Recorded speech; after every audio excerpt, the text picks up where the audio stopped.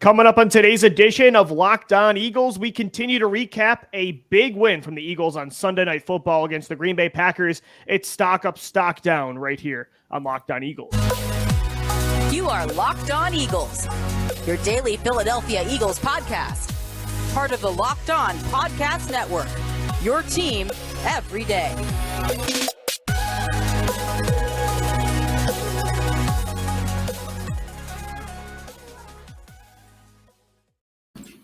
We thank you so much for making Locked On Eagles your first listen each and every day. Welcome in, Eagles fans, to a Tuesday edition of the show. I'm Louis DiBiase. He's Gino Camilleri. You can find the podcast Monday through Friday on all podcast platforms and on YouTube. Hit us up on Twitter at Locked On Birds, at DiBiase LOE, and at GC24_football. It's a Tuesday edition of the show, so that always means, Gino, it's stock up, stock down. And we are continuing to recap the Eagles' 40-33 win over the Green Bay Packers on Sunday Night Football to get to 10-1 on the year, holding on to that one seed in the NFC. The entire NFC East right now is in the playoffs, so they're trying to keep pace here, continue to stack wins. And, Gino, again, just rewatching the game these past 2 days and the highlights, I still cannot believe how good the offensive line was. Miles Sanders, and we'll talk about them later, but especially Jalen Hurts. I mean, that game, we're witnessing one of the best individual seasons in Eagles history. You can throw this year with Randall Cunningham, 1990. You can put it with Donovan McNabb, 2004, Michael Vick, 2010, Carson Wentz and Nick Foles, 2017. It's going to go down, especially looking at the numbers at the end of this year. We'll see what happens with the playoffs, but this is going to be one of the best of them. I brought up the other day on the post-game show that it's late November. These Heisman Trophy winners start to come out of their shell, right? And this is the time for Jalen Hurts. And when they do the Heisman Trophy ceremony, there's always that moment for the winner, right? That play where Jalen Hurts just scrambles all over the yard, ends up pulling a Michael Vick, that's the one that you put at the end of the year with all the culmination of these throws that he has made. That back shoulder touchdown to Quez Watkins, the throw to A.J. Brown to hit him right when he changed direction. The evolution of Jalen Hurts year over year over year, where he's been a starter now for just about 2 full calendar years. He's had the most success against the Green Bay Packers, it seems. I mean, he comes in, starts his career there as the backup to Carson Wentz in that game, looks pretty good, and you saw those glimmers of what could be with Jalen Hurts, and now he is putting it all together. But it all comes down to what I believe, Lou, should be an entire unit that is in the conversation for the MVP consideration. The Philadelphia Eagles are not a 10-1 football team without those guys on the offensive line. And it's not just the 5 of them. They brought Cam Jurgens in on that big touchdown in the red zone to get some push, add him as an extra lineman. Andre Dillard has had to come in there. Suo Opeta has had to step up in moments as well. The development and what Jeff Stoutland has done has made allowed a lot easier for Hurts, man, for sure. The creativity and the freedom that Shane Steichen and Nick Sirianni have week after week after week. And the one thing that we take for granted is those times when they go out there on 4th and short and they say, oh, Jalen Hurts is fantastic at picking up these short yardage situations. Well, you have to trust the 5 guys in front of them to get that push. Yeah, and how about the creativity overall of just this team coming up with, hey, we're going to have 2 guys pushing our quarterback forward as well. We've never Everybody's really seen doing that. it now. Now you've seen the evolution in college and NFL in the last couple of weeks. It's They're been exactly that.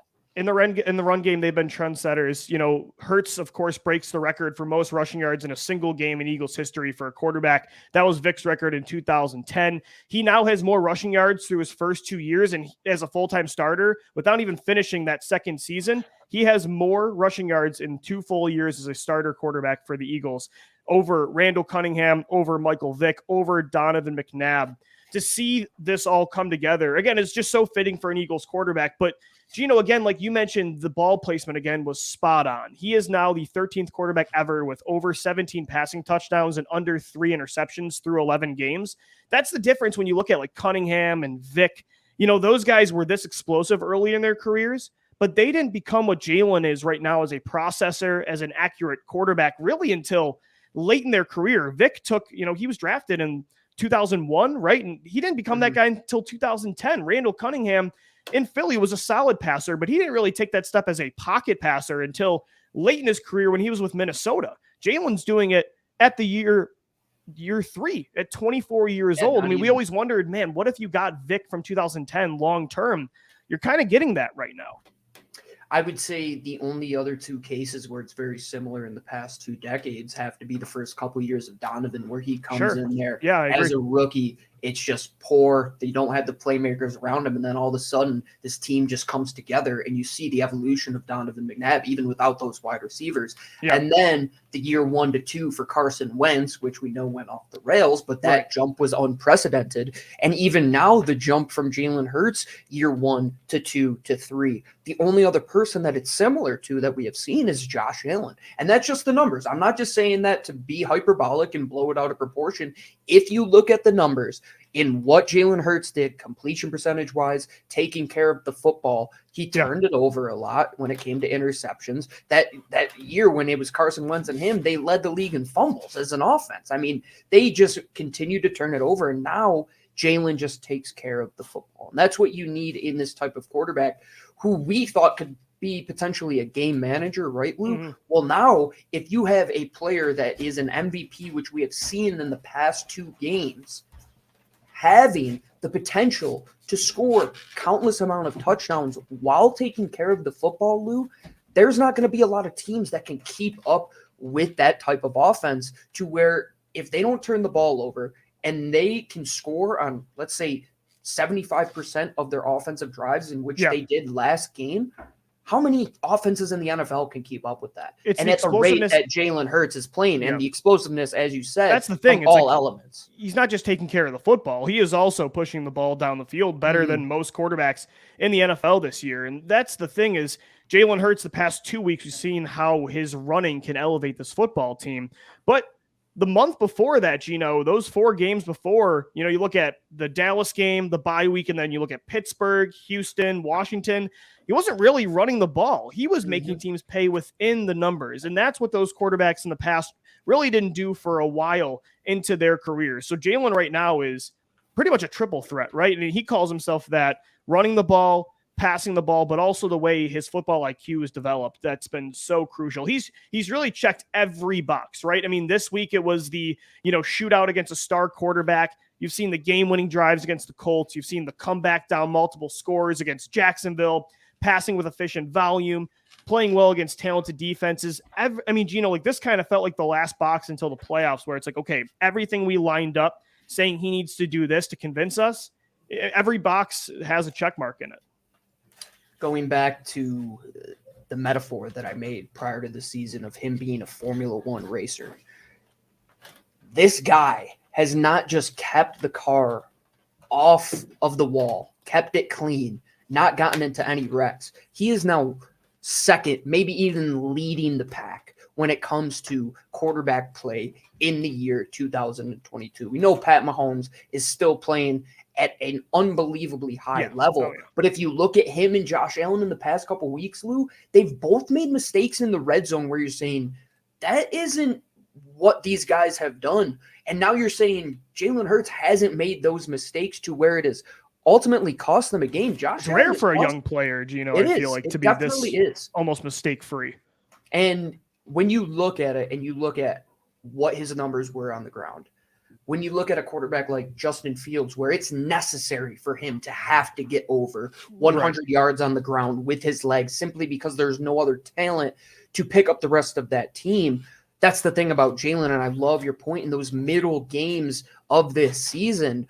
He was only averaging around 25 to 30 yards on the ground per game, picking up big yardage with his arms. But then you revert back to it and say, oh, we're not going to make the mistakes of teams that were in our division with RG3, who they eliminated the legs from RG3 after that injury, and they said, you're going to be a pocket passer. The Eagles said, well, we'll work on you when it comes to the pocket passing, but we know you're an elite runner. And that is exactly what they did today. They went back, or on Sunday rather, they went back to high school football at times and said, all right, quarterback draw, get our guy in space, make 2-3 guys miss, and he squats 600 pounds, as everybody says. He's going to make multiple guys miss tackles, and that's just a great bargaining chip to have in your offense.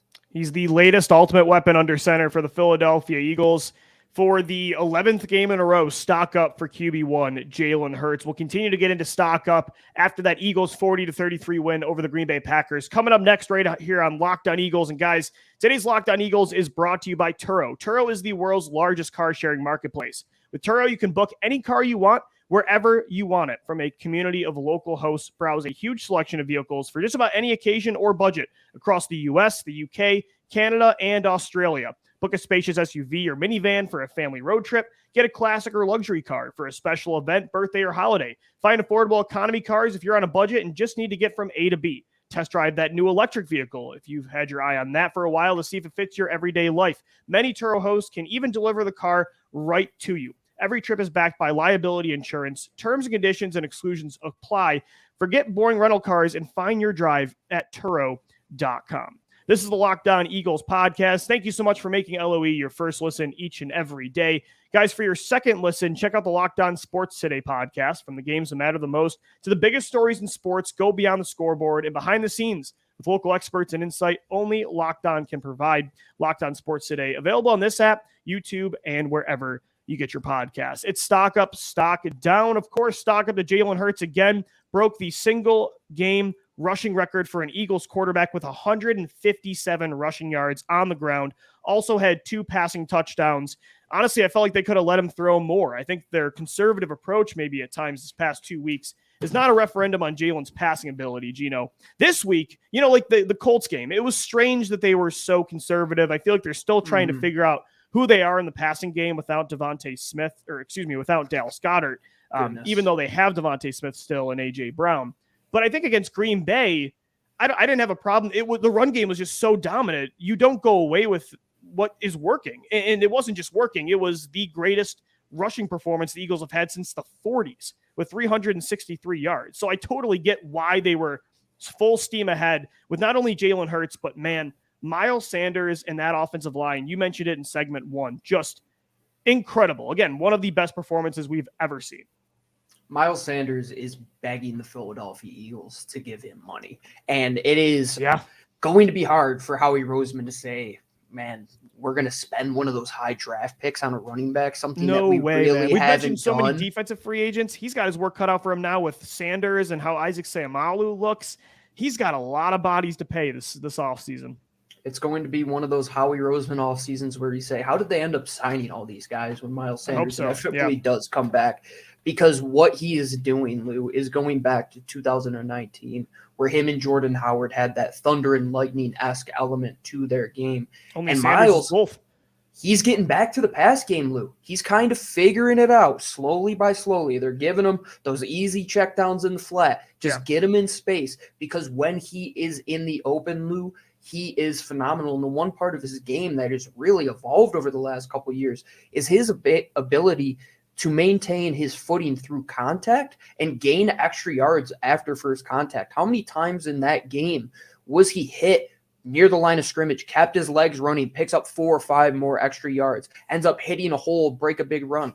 He's just going to continue to do that. He's that guy that's the home run hitter. No matter when he's up to the plate, you just have to be on watch, because he's going to break one, Lou. He's so close. He is hitting the hole. He's decisive. And his straight line speed, man, it's just something you can't match with the other 2 guys that they have. As fast as Kenny Gainwell is, as quick as Boston Scott is, when Miles Sanders wants to gear up to that next level, there's not many people that can catch him in the open field, and which is so excited about it.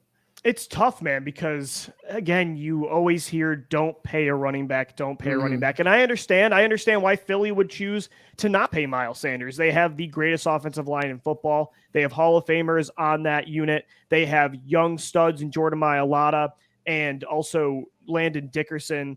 I think Lane Johnson is the best tackle in football, not just left tackle or right tackle, the best tackle in football. You have Jalen Hurts also as well at quarterback, one of the best mobile quarterbacks in the league. But at the same time, it's like, unless you commit to really going cheap, like let's say you let Sanders walk. If you're going to go Gainwell, Scott, and draft somebody later in the draft, and that's just going to be the value position that you don't really invest in, okay, if you're going to go all in.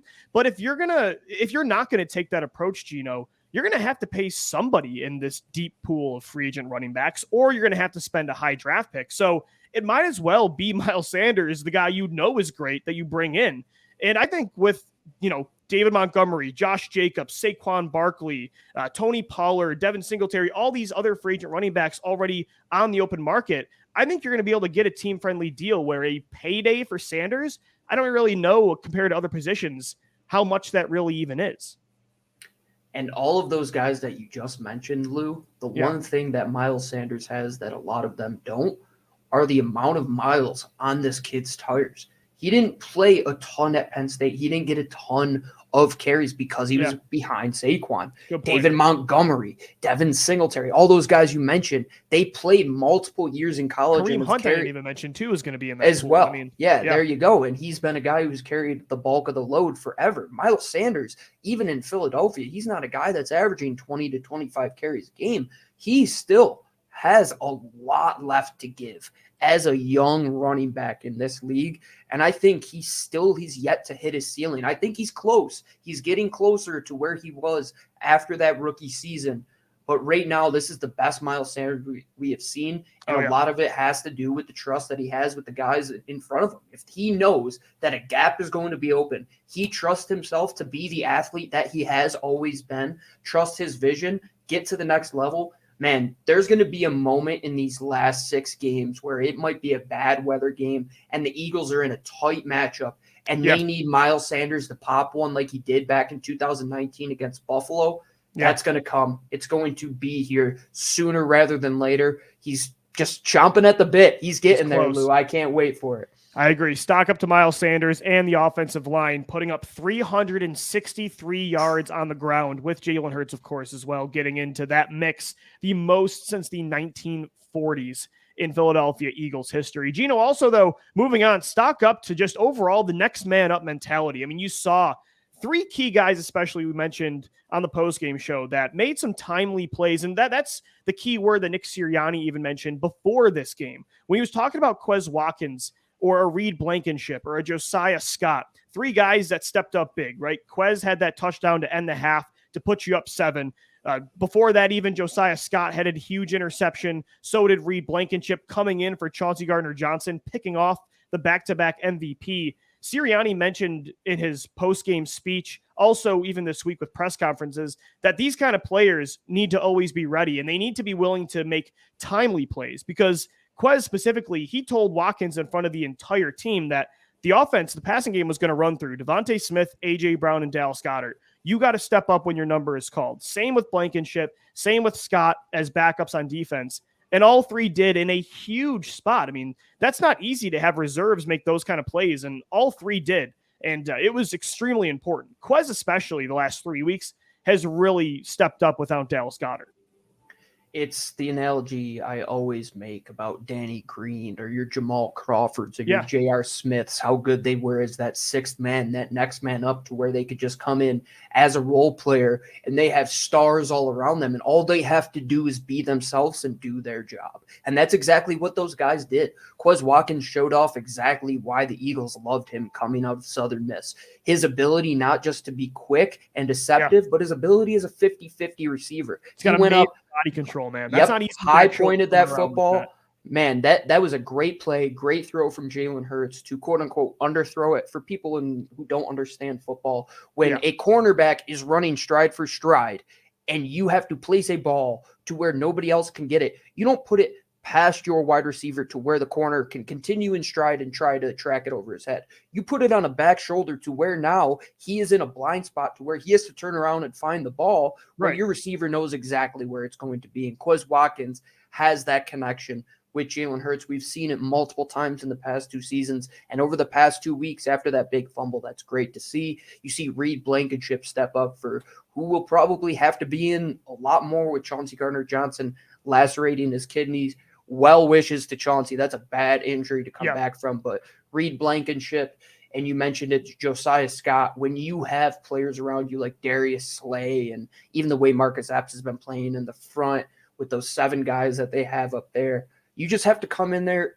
and be yourself and not put a hole in the boat. That's really what it is. Just pick up the oar where that last guy left off, continue rowing in the same direction as everybody else. And you saw that. Josiah Scott, a playmaker around the football. We've seen him make a bunch of pass breakups in the few games that last 2 weeks, especially, man. I mean, yeah, back-to-back third down pass deflections and big spots against the Colts, an interception to put the Eagles up 14-0 against the Packers, giving the offense the ball inside the red zone against Green Bay. Quez Watkins, Reed Blankenship, Josiah Scott definitely stock up. And then, Gino, one more before we take a break. How about Fletcher Cox? I mean, Nick Sirianni mentioned himself after the game. This was Cox's best game of the season. And while he doesn't look completely shot and has been a solid role player this year, he definitely is not the player he once was, but he looked like it on Sunday. He had a sack of his own against Aaron Rodgers. He had 2 quarterback hurries, 2 tackles for a loss, looked good against the run, looked good in the pass rush game. That was the old Fletcher Cox, and maybe it's adding Linval Joseph and Ndamukong Suh, and you're going to get Jordan Davis back. Keeping him fresh might be big, because even he admitted a couple weeks ago, like, he was gassed playing, 70 snaps? I mean, he's been playing a lot for an older player, so he definitely looked fresh and pretty dominant on Sunday night. And that could be the reality of what Fletcher Cox is. And is he just an average player at that level? No, he's still a good to great to even a game disruptor at times when he is on his game. And I think right now, the best plan of attack is to continue to just churn those guys in there. Javon Hargrave can carry a lot of those snaps, being the younger one of the group. But between Fletcher Cox, Linval Joseph, and Ndamukong Suh, just continue to rotate those guys in there, because they all do a lot of similar things. They all mask some of the weaknesses of the others, let's say, but you have to keep them fresh. These aren't guys that are 28, 29 years old even, like Javon Hargrave is. They're in their 30s. Yeah. You have to figure out what their playtime is, and maybe you're figuring out that Fletcher Cox can't go for 60 snaps a game, but what he did against that Green Bay offensive line, that's exactly the type of player that you have seen in Fletcher Cox in those games where you look back and say, oh, who was the impact player? It's those 3 guys, Brandon Graham, Fletcher Cox, and it was one of the guys, Malcolm Jenkins or probably Darius Slay in those games. And continually, it's been Fletcher Cox and Brandon Graham stepping up to the plate, even at their age. All right, Gino, stock down coming up next, because it wasn't a perfect game. 40-33, the Eagles win by 1 possession. We'll get into stock down right here on Locked On Eagles coming up next. This episode of the Locked On Eagles podcast is brought to you by our friends over at Audible. Audible is releasing a slate of new football podcasts to where you are going to love them. Find Block Forever now wherever you get your podcasts. Block Forever is a brand new podcast from former NFL All-Pro Ryan Khalil and Audible. He gives football fans an insider's look to the game through the eyes of great players and personalities throughout NFL and football history. You'll hear Christian McCaffrey talk about his love-hate relationship for fantasy football. Juju Smith-Schuster gives his most honest opinions of other players and positions in the league. New episodes of Block Forever will be recorded and released every week ahead of Thursday Night Football. Catch the full Block Forever series, available anywhere where you get your podcasts, available everywhere now. Audible, get in the game. This is the Locked On Eagles podcast, a Tuesday edition of the show. It's stock up, stock down after the Eagles' big win on Sunday night over the Green Bay Packers, the first team in the NFL to get to 10 wins this year. Stock up Jalen Hurts, Miles Sanders, the offensive line, Quez Watkins, Reed Blankenship, and Josiah Scott stepping up. Fletcher Cox having his best game of the year. We could have mentioned Devontae Smith even, and A.J. Brown bouncing back from that fumble to get a touchdown. Overall, a complete team effort on both sides of the football to get that win. But, Gino, overall, it did come at a cost, and I think the first stock down we got to get into is injuries. The Eagles have gotten through the season very healthy. They've been seen as one of the most healthy rosters throughout the entire season, but you know, you got the Jordan Davis injury, Avonte Maddox, Dallas Goedert, starting to pile up a little bit.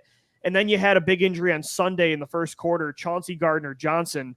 The report now is that he has a lacerated kidney on top of a rib fracture. So he's out indefinitely, not supposed to be requiring surgery. So it's not expected to be season ending. But, you know, Gino, with lacerated kidneys, those are tough. I mean, Zach Ertz came back after 2 weeks, I think in 2019, to play in that playoff game against Seattle with that injury. But at the same time, there's been other guys that don't come back from this. So it's up in the air, and that's a huge loss because Chauncey has been, as we know, leading the NFL in interceptions. And, he's been dominant on the back end. So hopefully he can come back at some point.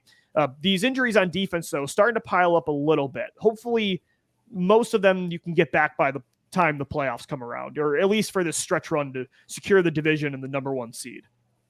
And rightfully, you hope that happens. I mean, for the players in particular, you just want them to be healthy no matter what. You don't want to see guys suffer these type of injuries in the game of football. Jordan Poyer back in 2016 suffered this exact injury in the middle of October, and that almost ended his career. He was very close to retiring after lacerating his kidney. These things can be bad. So best of health for Chauncey Gardner-Johnson. We want nothing but the best for him. Hopefully, though, like you said, Lou, Jordan Davis should be coming back soon. He could reportedly come back tomorrow on Wednesday. Vontae Maddox should be ready to go within the next 2 weeks or so. Chauncey Gardner-Johnson, the report is it's not season ending. So us as Eagles fans, we know injuries and adversity is going to happen. It is the next man up. That's the one thing I love about our fan base is we're never – oh, we were injured. We had guys out. That's not what we'll discuss. It's what happens between the lines, and it is the next man up. You have to take the good with the bad. The ability to have those guys like Reed Blankenship and Josiah Scott go out there and earn money in the NFL and get film for continuing their careers, it comes at the extent of injury sometimes. And we know that. Look at Halapuli Vaitai. The guy got $10 million because Jason Peters got hurt in the Super Bowl season. So things happen, but you have to have that next man up. But regardless, you want these guys back healthy, especially with how good this team is moving into the playoffs. Yeah, I agree. Hopefully you get them all back. There's a chance. The good thing is none of these have been set in stone out for the year. It could be with CGJ. I think they're definitely going to get Jordan Davis back within the next 2 weeks. Hopefully same with Avonte Maddox, and Dallas Goedert will be back. CGJ, though, I would probably say of all those guys, the most up in the air with his availability this year. Hopefully he is back, though. He's been such a game changer. If not, Gino, I'm just saying, I heard that podcast with John Clark. Malcolm Jenkins said he can still play. He's only a year removed from being a pretty solid starter with the Saints last year. If he's actually willing to pull an Eric Weddle and come out of retirement and play for the Eagles this year next to Marcus Epps, I'm genuinely all in on that. I do think that that's your best option if Gardner-Johnson does not come back this year. And we have seen this formula work where players have come back and the Eagles have done this. I mean, Linval Joseph and Ndamukong Suh were sitting at home, and Ndamukong Suh said he was about to retire. He was down in Florida just hanging out. And then he said, the Eagles called up and he wanted a chance to win another Super Bowl. Malcolm Jenkins, why would he not want that opportunity? And that's one position where the Eagles so badly need that depth. And, man, could you talk about a retribution story and just being a hero to the city of Philadelphia? Malcolm Jenkins, he already is so beloved. He comes back and helps his team push towards the playoffs. That truly would be something. Would be a cool story. Yeah, that's definitely, and you know me, I'm a sucker for a good Eagles reunion. So, but this one makes a lot of sense. Again, Jenkins is not a player that's been out of the league for years, and, it's a pipe dream. He was a pretty good player still last year. Is he the level of, caliber of 2017 or 2018? No, but at the same time, that's a pretty good guy just available in the free agent pool that could come back if Gardner-Johnson is out long term. I guess we'll know. I think how he does these next few weeks at safety, Gino, will maybe tell us what they're thinking with Gardner-Johnson's timetable. If he doesn't do anything, maybe they really believe in Blankenship, or maybe they know he's coming back, and if they bring Jenkins in or somebody else, maybe that's telling that he might be out for a while. But we'll keep you updated right here on Locked On Eagles. Gino, before we do wrap up the show, stock down again, man. I mean, we talked about it in the postgame show, but we got to reiterate how bad special teams was. And Mike Clay talked today on his press conference, and, he talked about how bad the kickoff coverage was, blocking, tackling. It's just everything's a complete mess. I mean, you bring in Boston Scott, the return game still was barely explosive. It's just really bad. I don't know what the fix is outside of moving on from the coach this year, but I hope this is not something that eventually it impacts you in a big spot.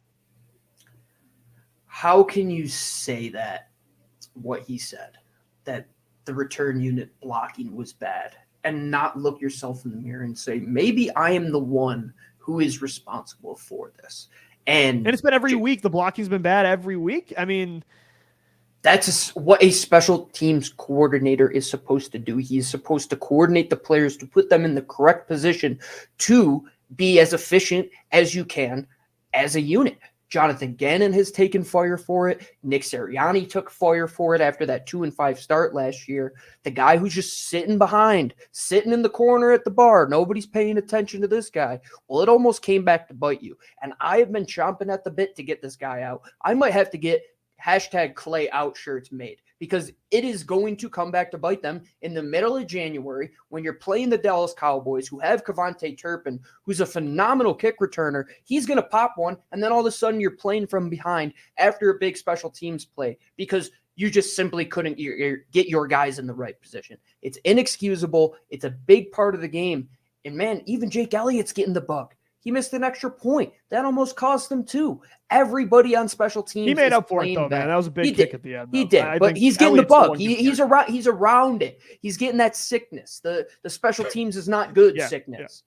It's just crazy. I mean, especially the return game. I know we've made the same take over and over, but they have so much speed on this offense. The fact that they can't find a single guy. I mean, I cannot believe Devin Allen a freaking chance, man. Yeah, I guess you just got to throw everything in there. Maybe Devin Allen, just throw the kitchen sink out there and hope it works. Maybe bring back talking about reunions. Darren Sproles a week ago said he could still do it. I would do I don't that know, man, at this point. Yeah. What's Kenyon Barner doing? Is he on the team? It's been that long since they've had a good returner. So it's definitely bad. Stock down to special teams. And that's going to do it for today's edition of Locked On Eagles. Guys, we'll be back tomorrow, getting ready to take a first look at this upcoming matchup on Sunday against Derrick Henry and the Tennessee Titans. Make sure you subscribe to Locked On Eagles. We've got 3 more shows for you this week. Monday through Friday, we got a podcast for you on all podcast platforms and on YouTube as well. Make sure you also hit us up on Twitter at Locked On Birds, at GC24_football, and at DBLCLOE. Thanks so much for making Locked On Eagles your first listen each and every day. Make sure your next listen is the Locked On Sports Today podcast, the biggest stories of the day, plus instant reactions, big game recaps, and the take of the day. Available on the Odyssey app, YouTube, and wherever you get your shows. As always, thank you for downloading. Thank you for watching and listening to Locked On Eagles, and let's go Birds. Fly, Eagles, fly.